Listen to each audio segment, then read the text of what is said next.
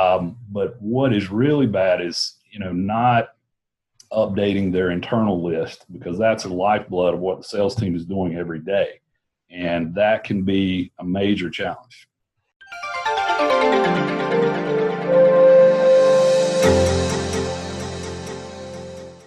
Hello and welcome to Fresh Insights from Fresh Faces, the show for senior living sales and marketing leaders. We're thrilled to have Mark Ingram join us today. He is the CEO and founder of Senior ROI. And with Mark, we have Phil, our resident expert and digital marketing solutions consultant. So Mark, thanks for joining us today. Welcome. Thank you. So Mark, can you, before we jump into the interview and really focus on the biggest trends, headwinds and tailwinds facing senior living marketers today, can you tell us a little bit about yourself and say the most fun you've had in the industry thus far? Sure. Been in direct marketing for about 25 years, 17 of them spent in the retirement industry. And, the fun things that I do in the industry is getting to work with clients and figuring out how to increase their response rates.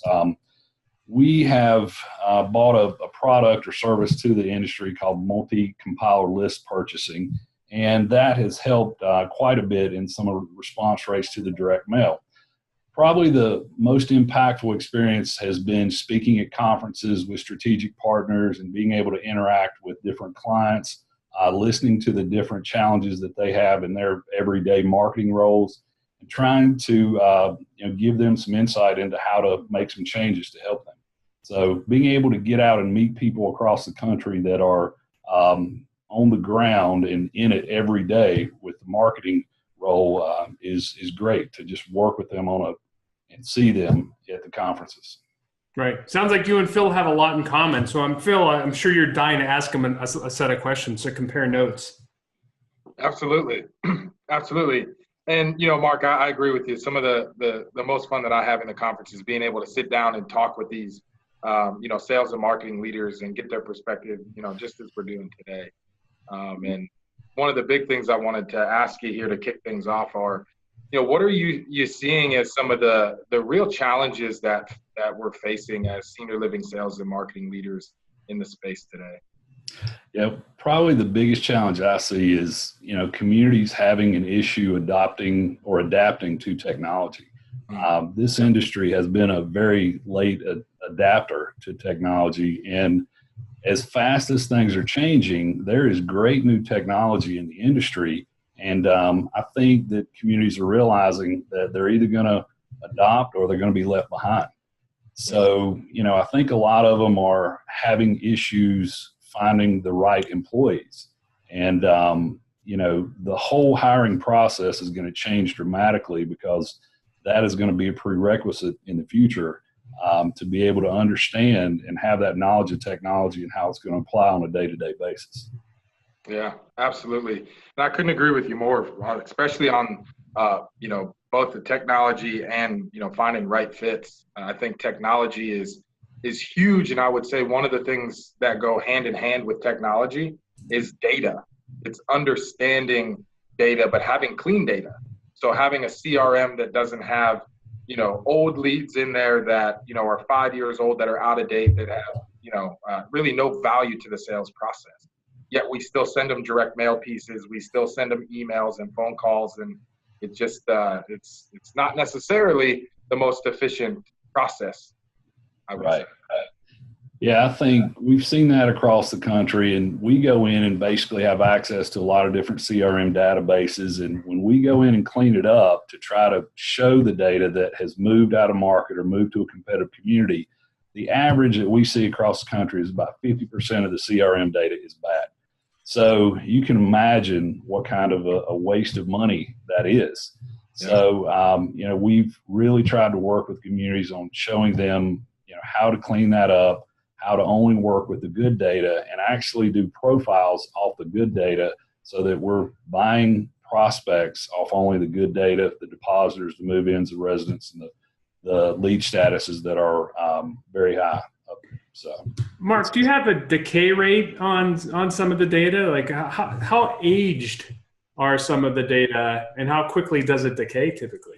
Well, when you think about your marketing to people that are 75 to 90 years old, so it's going to decay much faster than if you're marketing to a 40 to 50-year-old. So, every day in their database, people are dying. They're moving into a competitive community. They're moving out of market, maybe to move in with their parents. So, we try to clean the data before every project we go through. We've created our own cleansing process. But even when you purchase prospect data out there, the average amount of bad data in any purchase data, whether it be Axiom, Experian, Epsilon, Compact, KBM, Info, 3 to 10% of the data as soon as you buy it is bad.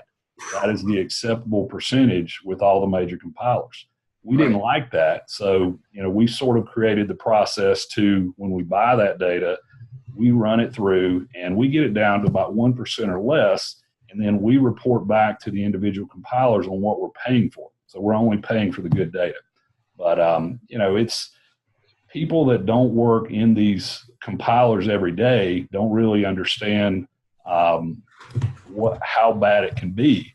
But what is really bad is, not updating their internal list, because that's the lifeblood of what the sales team is doing every day. And that can be a major challenge. Yep. And I think that's true with any technology. It's, really only as good as you make it. So if you put bad data in, you get bad data back out. So it's really about that adoption. And I think that tails into having the right employees on staff, employees that are engaged, not only on the sales side, but obviously, more so on the care side. Having engaged employees, having the right fits for your community. I think that those are big. Absolutely. And what, not only finding, great people, but having the people, process, and technology to succeed. But what are some of the opportunities that are out there for those that, kind of have, again, the people, process, and technology in place? What are some of the things out there that are really tailwinds for us? Well, I think that, all really progressive providers are looking for those hires that have that technology background, because with every bit of technology that's out there, everything's not right for every community. So, I look at it as it's a puzzle. So if you're a provider and you're, one of the larger ones who are hiring these really superstars with technology, you have so much available, and you're trying to put the puzzle together with APIs, because you've got data coming from so many different sources. So you're trying to put a puzzle together that fits for your best for your community or your set of communities. A lot of the groups we work with have multiple communities. So, just finding that right fit, having the person that's in charge of your technology understand what'll fit, what won't fit, and then how to merge it all together to a cohesive, efficient unit to deliver the maximum rates of response for all of your marketing. That's something that is a big task for anybody to take on. They usually, look to strategic partners to help them figure it out. Absolutely. And generally speaking, what else do you think is out there for opportunities for providers? Marketing automation is huge. I like to think, I think, and this is just my observation, I'd say, 10% of all the communities out there, that's how much it's integrated so far. So it's really at an infancy stage.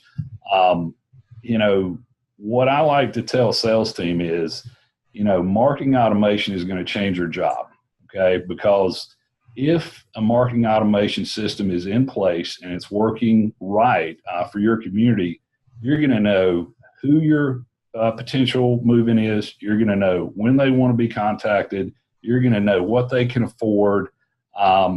It's going to become a much different sale. You're going to have a lot more information based on the data points of if they responded to an email, if they responded to a digital ad. You're going to understand what page they were on, what they were looking at.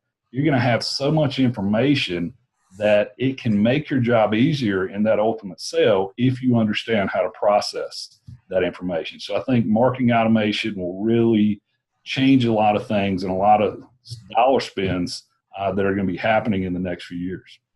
So, Mark, do you believe that salespeople buy into the productivity gains, or are they just still almost not wanting to go there yet?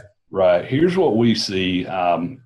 We work with a lot of sales teams, and we try to give them tools that are fairly simple to go in and use and understand. And usually, let's say you've got 5 salespeople on a team.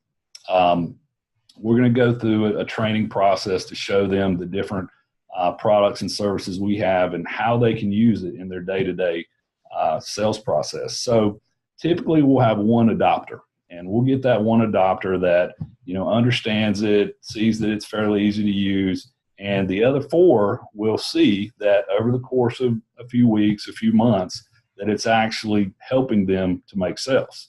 Then you get the rest that actually want to go to that early adopter and say, okay, tell me a little bit more about this. But, that's sort of the process that we've seen for years. I think now, as you have a different set of hires coming in, it's probably going to be much more adoption earlier on as opposed to just one of the 5. I think as that new sales team gets in place, it'll be mandatory and they'll understand it much faster and they'll pick it up much faster. Yep. I would totally agree. And I think that's one of the things that makes great sales teams successful is the ability to be nimble and agile and bring in, other sources of technology and marketing. What would you say are some of the other key points or really kind of identifiers of a great sales team in senior living? Yeah, I think that, what I always go back to is, if you're at a entrance fee community, you're sitting across from a lead who you're looking at the first time. They're meeting you for the first time, and you're asking them, in some cases, for $500,000 to $1 million. So, if you're not on your game, they're going to see right through you very, very quickly. So obviously, understanding the industry as a whole, understanding your products that you have to sell, understanding the contracts, understanding healthcare, all the different things that go into it. Obviously, it's much different if it's a rental, AL, IL, there's, all that. You've got to understand exactly what you're selling. But, the sales, general salespeople are the best that I've seen are the ones that are, and I've had so many people tell me, hey, we want X real estate or we want this or we want that. And, I haven't heard yet of one industry that they come from that this is where the best. But, just a general knowledge of the industry and understanding how to see what the needs of people are at this age. You might be much younger than the person that you're selling to, but you've got to identify with what they're going through at their stage of life and what is important to them.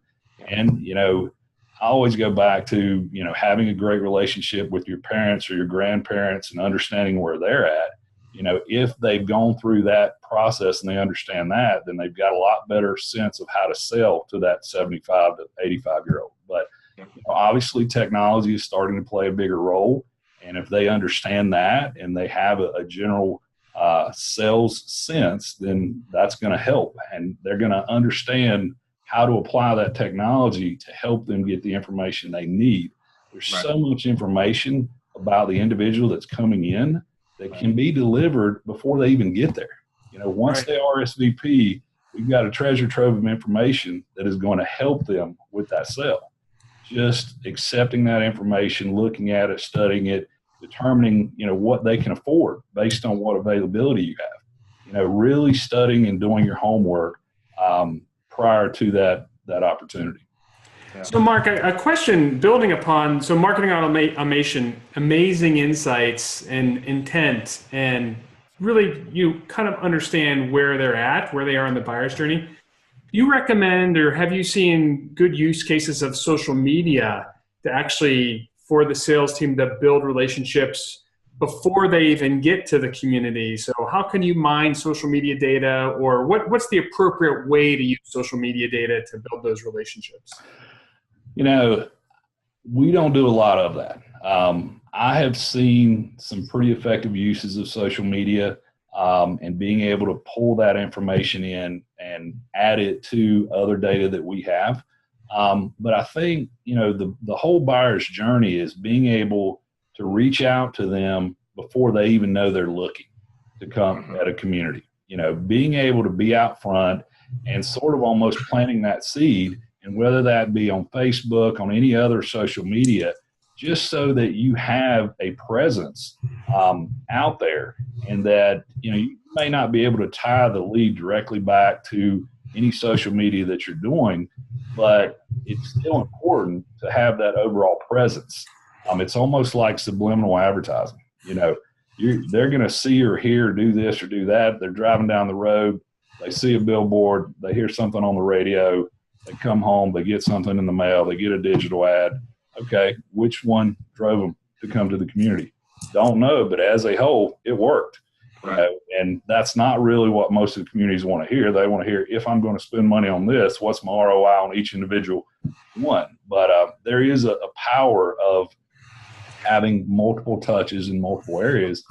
Social media is definitely important, an important part of the overall process. Awesome. Yeah. And the one question that I love to ask is, how do you see home health impacting our overall communities? How do you see that as a new service line? I think a lot of the communities we talk to are either further investing in their home care product, or they're starting to invest and develop one. Right. Well, it's smart of all the communities to do this, because there's a certain subset of the population that's never going to move to your community. So, being able to give them that subset social engagement and some healthcare and different things, it's a natural progression of the services that they're already offering. Some of the things that we see here in this market and some other markets is the lack of caregivers and CNAs. That is a big problem. And, I'm not sure how to overcome that. We've had multiple people want to just do marketing to find more to work for them. And, we've been able to do some things with that, but it's interesting how few people are there to fill this need. And obviously that's something that as we go forward, we're going to need more and more of. And I guess it's something that needs to be promoted through colleges and different things, that there's a need out there for this individual career. But, that's what we see so far. More and more, there's even franchises out there that come in, and we've worked with a couple that come into the community and say, we're going to be your home healthcare arm. So that's sort of an interesting dynamic that we've experienced over the last few years. Well, and I think that there's definitely a lot to unpack there too, because I definitely agree that it's an opportunity for our providers to expand, and really not just expand service lines and revenue streams, but also the reach and the impact that their brand has in their local community. But the challenge is, how do you find a high quality either partner, like you were talking about, which brings a whole nother conversation in, with liability and legal. But how do you service that once you do open it? It's an opportunity, but it's also there's some inherent challenges there that we have to address as providers. A lot of people are trying a lot of different things right now, and experiencing this and trying to figure out what's right for their community. I think probably it'll take several years to shake out, but it's such an enormous opportunity for the different communities just as a whole, that it's something that they've got to do, and they're going to figure out how to make it right. It's just it's interesting to watch this happen and try to help them right now, because it is a big topic right now, no doubt. Well, Mark, this has been a really great conversation today. We certainly appreciated your time. Could you please tell everyone where they can find you and where they can go to get a little more information on you and how to get a hold of you if they have any questions? Absolutely. Go to seniorroi.com. We will be able to, you can get in touch with us there. You can contact me there as well, and we will be glad to answer any additional questions that they have. Great. Well, Mark, thank you. Phil, thank you. This has been a very interesting episode today. And thank all of you for watching. And for more information, please feel free to visit our blog at linkmedia360.com/blog and check out the Fresh Insights from Fresh Faces series. And we look forward to hearing from you soon. Thank you.